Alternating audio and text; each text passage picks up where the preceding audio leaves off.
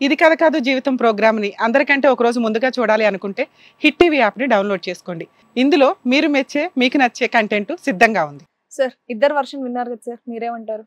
Madam ఇప్పుడు అంటే ఇక్కడ ఫస్ట్ స్టార్టింగ్ నేను ఏమనుకున్నానంటే అసలు ఈ అమ్మాయి ఎందుకు ఇంత మగజాతి మీద ఇంత అసహ్యం కలుగుతుంది అనేటటువంటి అంశాల్లో పోనీ ఎవరో ప్రేమికుడు ఎవడో మోసం చేశాడు, బాయ్ ఫ్రెండ్ ఎవడో ఇబ్బంది పెట్టాడు, క్లాస్ టీచర్ ఏదో చిన్నప్పుడు సెక్షువల్ అబ్యూస్ చేశాడు, ఇలాంటి సహజసిద్ధంగా మనం చూస్తుంటాం. లేదంటే కుటుంబ సభ్యుల్లోనే చిన్నప్పుడు ఎవరన్నా కుటుంబ సభ్యులు మగవాళ్ళు ఎవరన్నా కూడా చెడుగా ప్రవర్తించారు అనేటటువంటి అంశంతో సహజంగా ఆడపిల్లలు చిన్నప్పటి నుంచి జరిగే సెక్షువల్ అబ్యూస్ వల్ల మగవాళ్ళంటే అసహ్యం కలగటం, లేదంటే పెళ్ళి అంటేనే అసహ్యం కలగటం, లేదంటే పెళ్లి చేసుకున్నా కూడా వచ్చినటువంటి భర్తతో శారీరకంగా కలవకపోవటం అనేది సర్వసహజంగా ట్రామా ఆఫ్ ద చైల్డ్హుడ్ అని అంటూ ఉంటాం. కానీ అక్కడ ఏమీ లేనప్పుడు ఒక ఆడపిల్ల ఇంత బల్ల గుద్ది ఈరోజు ఒక పెళ్లిలోంచి పారిపోయి వచ్చి, అంటే పెళ్లి జరిగిన తర్వాత సంసారం చేయకుండా పారిపోయి వచ్చినటువంటి ఆడపిల్ల 7 సంవత్సరాల పాటు కుటుంబం మొత్తం అందరి నుంచి దూరం ఉండి ఈరోజు తిరిగి వాళ్ళని మిస్ అవటం కాకుండా, హోమ్ సిక్ అవటం కాకుండా, మిస్ అవటం కాకుండా, నా తల్లిదండ్రులు నాకు లేకపోతే ఎలా, నా కుటుంబం అంటే నాకు లేకపోతే ఎలా అనే మాట అనకుండా ఎదురుగా అమ్మాయి వాళ్ళ మీదే కేసు పెట్టేటటువంటి పరిస్థితి వచ్చింది అంటే కనుక దాంట్లో అంటే ఆ 6 months ఎందుకు నేను ఇందాక టైం ఫ్రేమ్ అడిగానంటే ఏమైందమ్మా, ఎంత టైం పట్టిందని. ఒకప్పుడు లేదు సార్ 3 రోజుల క్రితం నేను నో చెప్పాను, 3 రోజుల తర్వాత ఎస్ చెప్పానంటే కనుక ఖచ్చితంగా ఈరోజు మనం లక్ష్మిని నిలదీయాలి. అమ్మ 20 years చదువుకున్నటువంటి ఆడపిల్ల 3 రోజుల్లో నువ్వు ఎస్ చెప్పావంటే కనుక ఆటోమేటిక్గా నువ్వు 2 పడవల్లో కాలేస్తున్నట్టే అని మనం అనుకోవాలి. కానీ 6 నెలల పాటు అంటే పెళ్లి వ్యవస్థ, దాని సాంప్రదాయం ఓవరాల్గా చూసుకుంటే మగవాళ్ళ మీద అంత అసహ్యం ఈ అమ్మాయి కలగటానికి ఏంటంటే కంప్లీట్గా 6 నెలల పాటు ఈ అమ్మాయి ఒక చదువుకుని అభివృద్ధిలోకి వచ్చి తన కాళ్ళ మీద నిలబడి ఒక ఉద్యోగం చేసుకోవాలనేటటువంటి రకరకాల కళలు అనేటటువంటి ఒక ఆడపిల్లని 6 నెలల పాటు ఎంత ఇదిగా, ఎంత విపరీతంగా తాగి మీరు తాగకుండా ఆవిడ, మీరిద్దరూ ఏ స్థాయిలో 6 నెలల పాటు ఆ అమ్మాయి మీద ఒత్తిడి పెట్టుంటారు అనేటటువంటిది ఇక్కడ ప్రధానమైనటువంటి అంశం. రెండోది ఏంటంటే ఎక్కడా కూడా అమ్మాయికి పెళ్ళంటే ఇష్టమా, వచ్చేటటువంటి మగాడంటే ఇష్టమా, మావయ్యని చిన్నప్పటి నుంచి అన్నయ్యలా చూసిందా, పెద్దనాన్నలా చూసిందా, తండ్రి లెక్క చూసిందా అనేటటువంటి లెక్క లేకుండా కళ్ళెదురుగుంటా మావయ్య ఒక్కడే నీకు ఉన్నటువంటి ఏకైక చాయిస్, ఈ చాయిస్ తప్ప నీకు ఇంకో చాయిస్ లేదు, ఇదే వన్స్ అండ్ ఫర్ ఆల్ అని చేసేటటువంటి మీ యొక్క తల్లిదండ్రుల యొక్క ఆలోచన శైలి మీద ఆ అమ్మాయికి ఒక అసహ్యం కలగటం అనేటటువంటిది సమంజసమే, దాన్ని వ్యతిరేకించవలసినటువంటి అవసరం లేదు.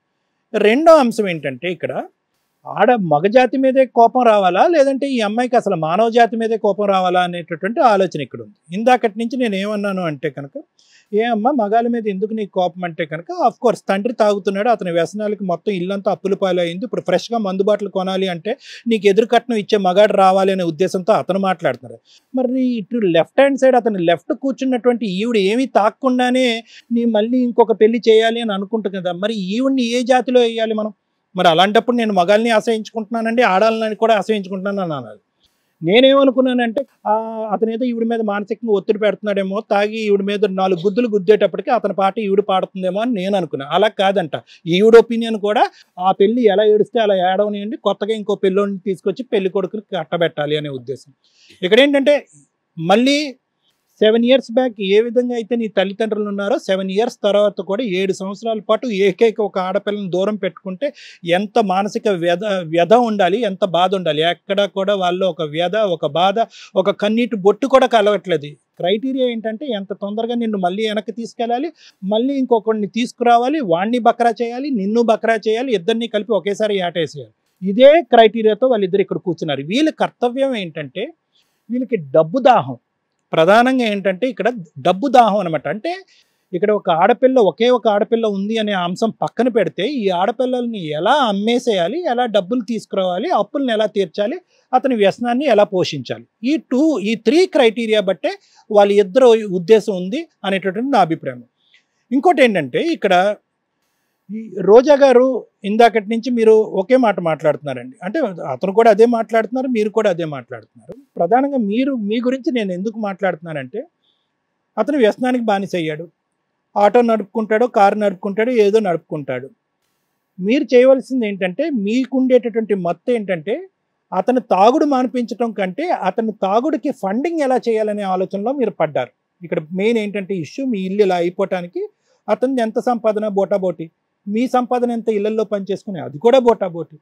ఇక్కడ ఏంటంటే మీరు చూసేది ఏంటంటే ఎంత ఖర్చు అయ్యింది, ఎంత అవసరాలు కావాలి, ఇతని తాగుడికి ఎంత అవసరాలు కావాలనే అంశమే మీరు చూస్తున్నారు. కానీ అరే ఇతను వ్యసనాన్ని బానిసపడ్డాడు, ఇతనికి ట్రీట్మెంట్ ఇస్తే కనుక ఇతనికి కొద్ది కనువిప్పు కలుగుతుంది, ఆలోచన పెరుగుతుంది, అప్పుడైనా ఇతను బుద్ధి వస్తుంది అనేటటువంటి వల ఏదైతే ఉందో అందులోంచి మీరు బయటికి రాలేకపోతున్నారు. నా బాధ ఏంటంటే నిజంగా ఈ అమ్మాయిని మీరే కన్నారా అనేటటువంటిది నిజంగా ఆ ప్రశ్న అడగవలసి వస్తుంది.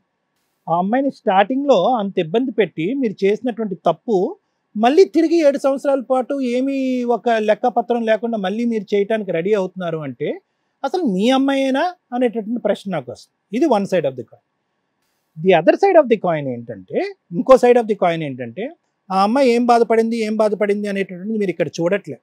ఆ అబ్బాయి ఎవరికైతే కనుక ఏ పాపం ఎరగనటువంటి మీ తమ్ముడు ఉన్నాడో, అతను కూడా మీ రక్తం ఒకే కుటుంబానికి చెందినటువంటి అబ్బాయి, ఆ అబ్బాయి ఈరోజు ఎంత డిప్రెషన్లో ఉండుంటాడు.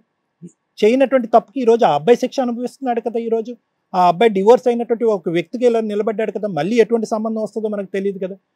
సో ఇక్కడ ఏంటంటే ఆ అబ్బాయి యొక్క జీవితాన్ని నాశనం చేశారు, ఇక్కడ కన్న కూతురు జీవితాన్ని నాశనం చేశారు, మళ్ళీ ఈ అమ్మాయిని నిలబెట్టి ఇంకొక వ్యక్తిని తీసుకొచ్చి మళ్ళీ కట్టబెట్టి అతని జీవితాన్ని నాశనం చేసేదానికి ప్రయత్నం చేస్తారు. సో ఇక్కడ కావాల్సింది ఏంటంటే ప్రధానంగా ఒకటే అమ్మ. ఆ అమ్మాయి మీ మీద నేను కేసు పెట్టాలండి అనేటటువంటి ఆలోచనతో వచ్చింది. అంటే ఏ స్థాయిలో అమ్మాయి లోపల రగిలిపోతుంది అన్నది మీరు ఒకసారి ఆలోచించుకోండి. కేసు పెట్టాలి. ఎక్కడ మేము వినలేదు ఇప్పుడు వరకు జరిగినటువంటి ఎపిసోడ్స్లో కానీ, ఇంతకుముందు నాకు ఉండేటటువంటి అనుభవం బట్టి కానీ ఎక్కడా కూడా సొంత కూతురు వచ్చి తల్లిదండ్రుల మీద కేసు పెట్టేటటువంటి అంశాన్ని నేను చూడలేదు. అంటే ఏ స్థాయిలో ఆ అమ్మాయి మనసు విరిగిపోయింది. ఇప్పుడు పెళ్లి అంశాన్ని ఎలా నమ్ముతుంది ఆ అమ్మాయి, ముందుకెళ్ళి ఎటువంటి పెళ్లి చేసుకుంటుంది, ఆ అమ్మాయి పిల్లల్ని కంటాదా, అసలు ఫ్యామిలీ కుటుంబం అనేటటువంటి వ్యవస్థ మీదే ఆ అమ్మాయి మనసును కంప్లీట్గా మీరు చంపేశారు. ఇది మీరు చేసినటువంటి పెద్ద ఘనకార్యం. కాబట్టి ఏంటంటే ఏదైతే ఆ అమ్మాయి బాధతో ఈరోజు వచ్చి ఆ బాధను మనకి మేడం గారికి పంచుకోవడానికి ట్రై చేస్తుందో, మాకు చెప్పడానికి ట్రై చేస్తుందో, ఆ అమ్మాయి ఆలోచనని మేము పూర్తిగా సమర్థిస్తున్నాం. ఇప్పటికైనా కూడా మీరు ఒక్కసారి కనువిప్పు కలిగి మీ ఆలోచన శైలిని మార్చుకొని ఇలా జీవితాలతో, ఒక ఆడపిల్ల మీ కూతురు అని అనట్లేదు, ఏ ఆడపిల్ల అయినా ఆడపిల్లే, ఏ మగపిల్లాడైనా మగపిల్లాడే, ఆ ఇంటి బిడ్డ అయినా ఈ ఇంటి బిడ్డ అయినా, పెళ్ళి అనేటటువంటి అంశంతో దయచేసి వ్యాపారం చేయాలి అనే ఆలోచనతో మీరిద్దరూ వెనక్కి తగ్గాలి ప్లీజ్. ఇది చాలా ఇంపార్టెంట్ ఇష్యూ. ఈరోజు అమ్మాయి కేసు పెడతాదా ఏం చేస్తుంది అనేది వేరే విషయం. మీ ఇద్దరు కూడా ఒక్కసారి మనస్సాక్షి ఆలోచించుకోండి. మీరు తాగుడు అనేటటువంటి వ్యసనం నుంచి బయటపడాలి. దానికి సంబంధించినటువంటి ట్రీట్మెంట్ ఏమన్నా నేను ఇస్తాను, అంతేగాని నేను తాగాలి, దానికి డబ్బులు కావాలి, ఆ డబ్బులు కావాలంటే పిల్లకి పెళ్లి చేయాలి, ఎదురు కట్నం తీసుకోవాలి, ఆస్తులు తీసుకోవాలంటే కనుక అది సమంజసం కాదు. అట్లీస్ట్ ఈ వేదిక మీదకి వచ్చిన తర్వాత అయినా కూడా ఆ అమ్మాయి పడేటటువంటి బాధ ఏంటన్నది ఒక్కసారి ఆలోచించుకుని మీరు ఏదైతే నిర్ణయం ఉందో ఆ నిర్ణయాన్ని మార్చుకోండి. అప్పుడు మొత్తం కుటుంబం అంతా కూడా ఒకే తట్టమేకి వస్తుంది. మీ మీద ఆ అమ్మాయికి నమ్మకం పెరుగుతుంది, తల్లిదండ్రులుగా మిమ్మల్ని యాక్సెప్ట్ చేస్తుంది. రేపొద్దున ఏదైనా పెళ్ళి అనే ఇష్యూ వచ్చినా కూడా ఆ అమ్మాయి హ్యాపీగా యాక్సెప్ట్ చేసి ముందుకు రావడానికి అవకాశం ఉంది. ఏమండి? Thank you sir. Hit TV app, ఇందులో short news, live news, entertainment shows, movies, digital magazines తో పాటు మీ జిల్లా వార్తలను కూడా ఫ్రీగా చూడొచ్చు. అంతేకాదు కేజీ నుంచి పీజీ వరకు విద్యార్థులకు స్కాలర్షిప్ కూడా అందిస్తున్నాం. ప్రతి వారం 10 మందికి లక్కీ డ్రా ద్వారా ఒక్కొక్కరికి 10,000 రూపాయలు అందిస్తున్నాం. ఇంకెందుకు ఆలస్యం, వెంటనే హిట్ టీవీ యాప్ ని డౌన్లోడ్ చేసుకుని ఫ్రీగా ఎంటర్టైన్మెంట్ పొందండి. Hit TV app. Hit TV app. Please download hit TV app. Hit TV app ని ఫ్రీగా డౌన్లోడ్ చేసుకుని ఎంజాయ్ చేయండి. మీకు నచ్చిన ఎంటర్టైన్మెంట్ కోసం హిట్ టీవీ యాప్ ని ఫ్రీగా డౌన్లోడ్ చేసుకుని ఎంజాయ్ చేయండి. హిట్ టీవీ యాప్ ని డౌన్లోడ్ చేసుకుని ఆస్వాదించండి, ఆశీర్వదించండి. ఇంతమంది సెలబ్రిటీలు హిట్ టీవీ యాప్ ని డౌన్లోడ్ చేసుకోండి అని చెప్తున్నారంటే ఎంత మంచి యాప్ ఆలోచించండి. అమెరికా అమెరికా అమెరికా అమెరికాలో చదవాలనుకునే వాళ్ళకి విశ్వసనీయమైన పేరు మన శౌర్య కన్సల్టెన్సీ. UK లో 1 year masters, UK లో 1 year masters, 2 years work permit up to 5 years visa. Contact Saurya Consultancy. Contact 89851 89851.